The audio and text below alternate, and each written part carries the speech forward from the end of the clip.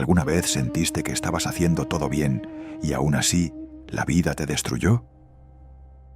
Hace 3000 años, un hombre llamado Job vivió exactamente eso, y su historia tiene una respuesta que todavía incomoda. La historia comienza en Uz. Nadie sabe exactamente dónde estaba Uz. Los arqueólogos tienen sus teorías: el norte de Arabia, el sur de Edom, el territorio de Edom en Jordania actual. Pero lo que sí sabemos es que era lejos de Israel. Job no era israelita, y eso es importante, porque el autor del libro, que tampoco firma con su nombre, parece haber escogido eso adrede. No quería que la historia se redujera a un problema religioso judío. Quería que fuera universal. El sufrimiento injusto no tiene fronteras. Job era el hombre más rico de Oriente. No es una metáfora.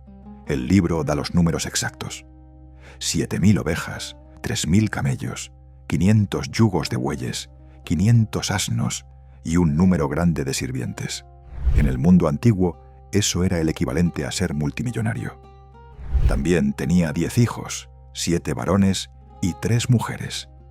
Y los hijos se llevaban tan bien entre sí que organizaban fiestas rotativas en sus casas, celebrando con todos los hermanos. Una familia unida, cosa rara en cualquier época. Pero lo más importante sobre Job no era su dinero, era su carácter. El texto lo describe con 4 palabras: íntegro, recto, temeroso de Dios, apartado del mal. Las 4 a la vez. No era solo un buen creyente, era un buen ser humano. Hasta le preocupaban los posibles pecados secretos de sus hijos. Después de cada fiesta, Job ofrecía sacrificios por cada uno de ellos, por si acaso en la celebración habían dicho o pensado algo malo. Eso no es fanatismo. Es el gesto de un padre que ama profundamente y que no deja nada al azar. Este hombre en particular, iba a ser puesto a prueba de una manera que no tiene paralelo en ninguna literatura antigua.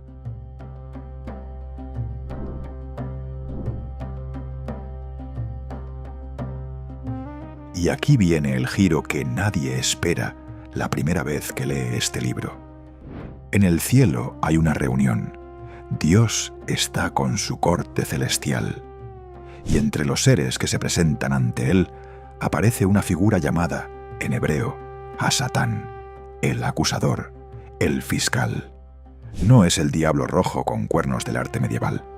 Es más parecido a un abogado cínico, cuya función es señalar las fallas de la humanidad. Dios le pregunta: ¿de dónde vienes? El acusador responde: de recorrer la tierra, de un lado a otro. Y Dios dice algo inesperado: ¿has visto a mi siervo Job? No hay nadie como él en toda la tierra. La respuesta del acusador lo desata todo. ¿Y quién no sería bueno si Dios lo protege de todo? Tienes una muralla alrededor de él. Le va bien en todo lo que toca. Ponlo a sufrir y veremos si sigue alabándote. Es una acusación devastadora, no contra Job, sino contra la bondad humana en general. El acusador está diciendo que nadie ama a Dios de verdad, que todos lo amamos por lo que nos da, que si Dios quitara los beneficios, todos lo abandonaríamos.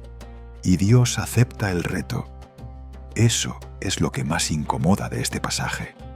Dios acepta, permite que el acusador destruya la vida de Job, con una sola condición: no puede matarlo. Hay algo más que necesitas saber antes de continuar. Job nunca sabrá nada de esta conversación. Nunca. El libro termina y Job jamás recibe esa explicación. Nosotros, los que estamos viendo esto, la sabemos desde el primer capítulo. Pero Job no. La pregunta del libro no es por qué sufre Job. La pregunta real es: ¿puede un ser humano mantenerse fiel cuando no tiene ninguna explicación?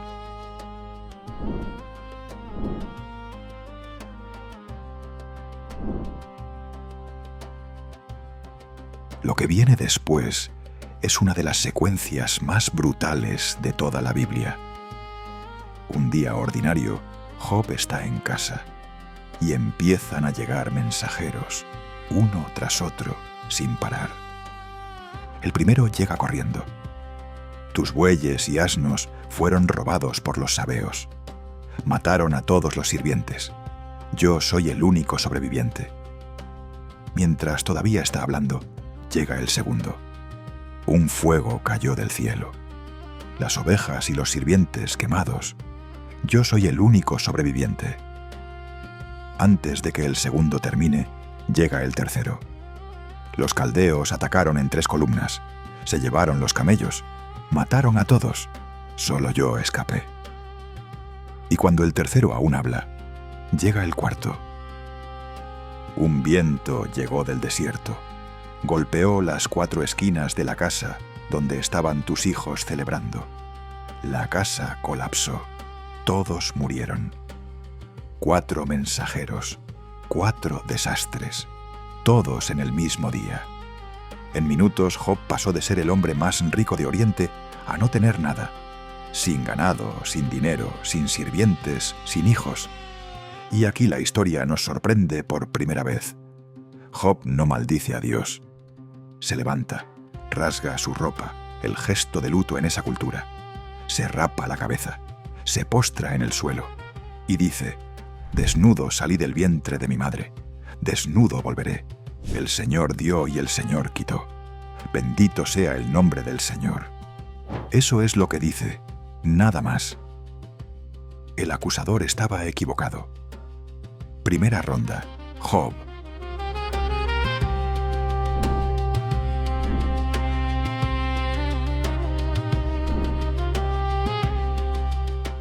Pero el acusador no se rinde.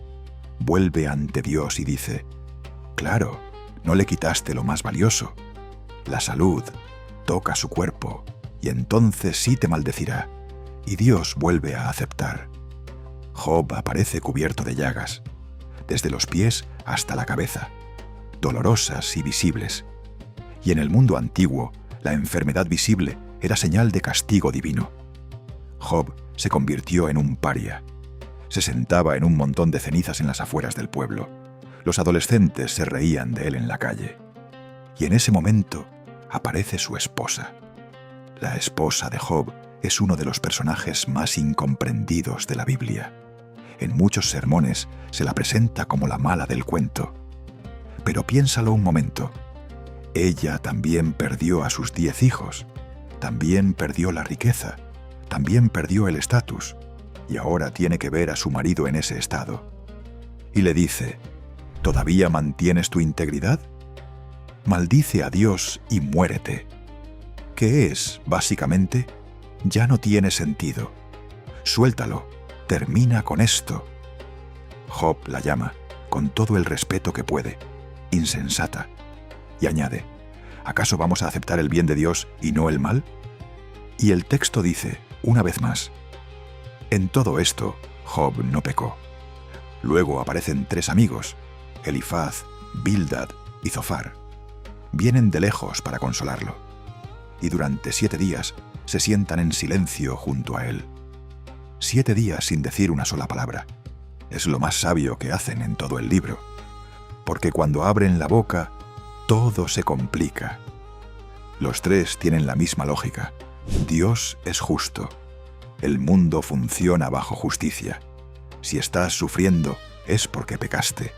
Confiesa y Dios te restaurará. Suena razonable, incluso piadoso. El problema es que está completamente equivocado en el caso de Job. Y el lector lo sabe desde el capítulo 1. Y Job lo sabe, pero no puede demostrarlo. Bildad llega a insinuar que sus hijos murieron por sus propios pecados.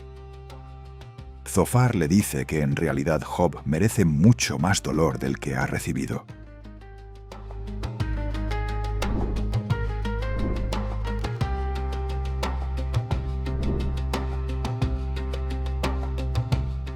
Job estalla. Los llama médicos inútiles. Dice que sus palabras son ceniza. Y entonces hace algo radical. Decide llevar su caso directamente a Dios. Pide hablar con él. Lo exige. Dice que si Dios apareciera, le presentaría su caso y lo probaría. Es audaz, casi irreverente, pero también es profundamente humano. Y Dios responde. No desde una nube tranquila, ni en un susurro suave. Dios habla desde un torbellino, una tormenta. Y la respuesta de Dios no es una explicación, es una serie de preguntas. ¿Dónde estabas cuando puse los cimientos de la tierra? ¿Has entrado en las fuentes del mar? ¿Puedes atar las Pléyades o soltar las cadenas del Orión? ¿Has ordenado alguna vez la salida del sol? ¿Sabes cómo nacen las cabras montesas? ¿Has comprendido los hábitos de los leones salvajes? No hay respuesta al sufrimiento de Job. Hay un redimensionamiento del problema. El punto de Dios no es humillar a Job, es mostrarle que el universo es infinitamente más complejo de lo que cualquier ser humano puede concebir, que la justicia a escala cósmica no funciona con las mismas reglas que la justicia humana, que hay cosas en movimiento que nadie, por justo que sea, puede ver ni calcular. Job escucha y responde con pocas palabras. Pongo mi mano sobre mi boca.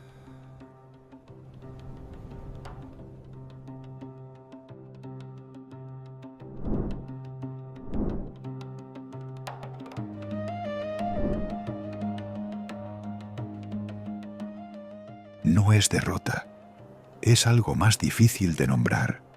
Es el momento en que Job reconoce que hay una sabiduría que no cabe en la indignación humana, que la fe no es ausencia de preguntas, sino la capacidad de sostenerse cuando las preguntas no tienen respuesta. Y luego Dios hace algo que sorprende. Se dirige a los amigos de Job, los que habían defendido a Dios durante todo el debate, y les dice que ellos no hablaron bien de él. Que Job, sí, el que cuestionó, el que exigió, el que se rebeló, ese habló bien. Los que defendieron con fórmulas teológicas, esos fallaron. Dios restaura a Job, el doble de todo lo que tenía: 14.000 ovejas, 6.000 camellos, 1.000 yugos de bueyes, y 10 hijos más, 7 varones y 3 mujeres. Aquí hay un detalle que casi nadie menciona. A los hijos muertos no se les puede reemplazar. 10 hijos nuevos no borran a los 10 hijos que perdió. Job vivió el resto de su vida, 140 años más, sabiendo que había enterrado a sus primeros 10 hijos. La restauración es real, pero la cicatriz también. Y Dios nunca le explicó la apuesta. Job vivió, amó, prosperó, y nunca supo por qué había pasado lo que pasó. Eso es lo más honesto del libro. La vida no siempre da explicaciones. A veces solo da la posibilidad de seguir. ¿Qué es la historia de Job? No es una historia sobre la paciencia perfecta. Job gritó, cuestionó, exigió, se lamentó. Fue todo menos tranquilo. Es una historia sobre algo más difícil: mantenerse conectado a algo más grande que uno mismo cuando todo lo demás ha colapsado. No porque la fe sea ciega, sino porque la alternativa es el vacío. En medio de todo su sufrimiento, Job dijo una frase que se volvió una de las más citadas de toda la Biblia. Sé que mi Redentor vive y que al final se levantará sobre esta tierra.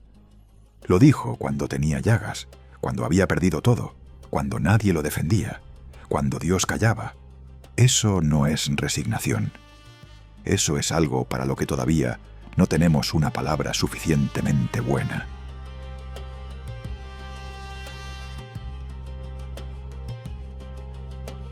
Si la historia de Job te llegó, dale like, suscríbete y cuéntame en los comentarios. ¿Cuál fue el momento que más te sorprendió?